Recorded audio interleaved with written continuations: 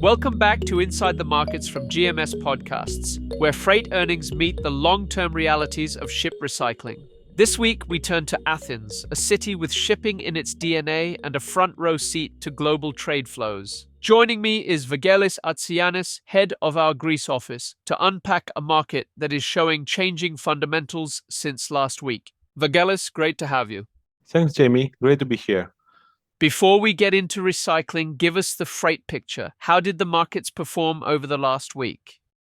Freight markets remain resilient, up another about 3.5% this week, even though the Baltic Dry Index saw a slight correction on the supramax and panamax sectors.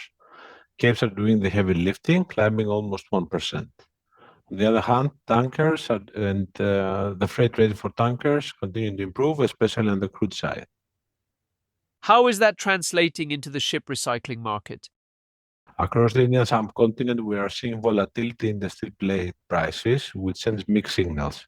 India remains the anchor, handling roughly 85,000 lightweight of arrivals this week, including LNGs and tankers, while Pakistan and Bangladesh are still struggling to generate meaningful activity.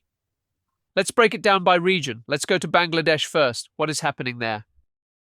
Bangladesh is still sporadic. Most of the units available are just small lightweight vessels, which recyclers simply do not find worth the regulatory effort.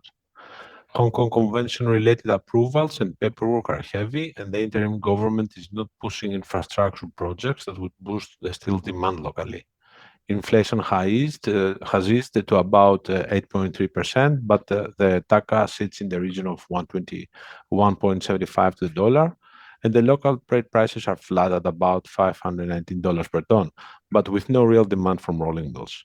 Everybody is kind of waiting for the February 2026 elections for fresh momentum. And India, which continues to dominate? India is busy but has been fluctuating significantly since last week, especially on the steel prices. The rupee is hovering in the region of 88.66 to the dollar currently, but the steel prices have corrected by nearly $15 per ton on a week-to-week basis.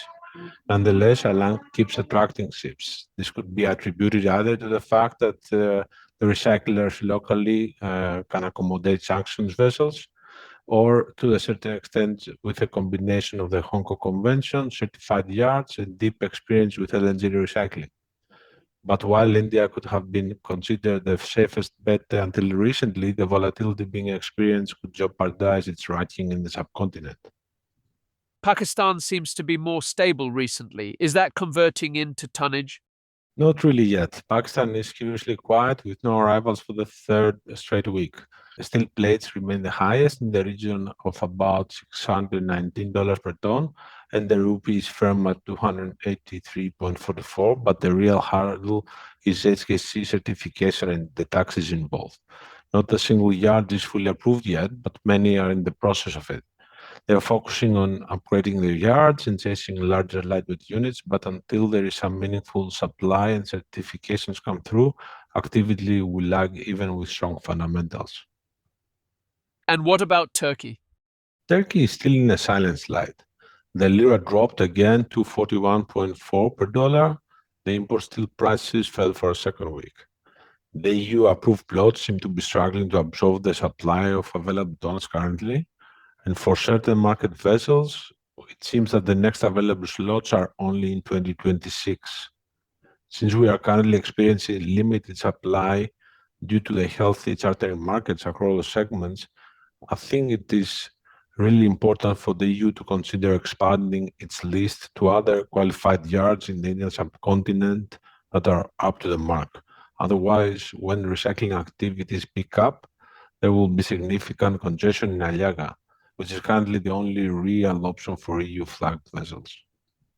Interesting. So, globally, we are seeing an older trading fleet with many ships over 30 years still running because freight rates remain attractive. Does that mean recycling supply stays thin for now? Exactly. Owners are holding on to tonnage as long as cash flows stay strong. It is the classic dynamic. As long as the trading income beats the recycling prices, scrapping can wait. All right, flash forecast time. Quick answers only. Most likely ship type to recycle in the next month? Tankers and bulkers. Preferred destination for compliance today? India. Biggest risk to watch? Still demand from rolling mills in respective regions. There you have it. This week brings steadier markets but continued contrasts, with India losing ground potentially to Pakistan, but with limited demand there, and Bangladesh sidelined and Turkey stagnant. Vagelis, thanks for the insights from Athens. For our listeners, follow GMS Podcasts on Spotify, Apple Podcast, or YouTube, and connect with us on LinkedIn to stay informed, stay compliant, and stay ahead. Until next time, I'm Jamie Dalzell, and this has been Inside the Markets.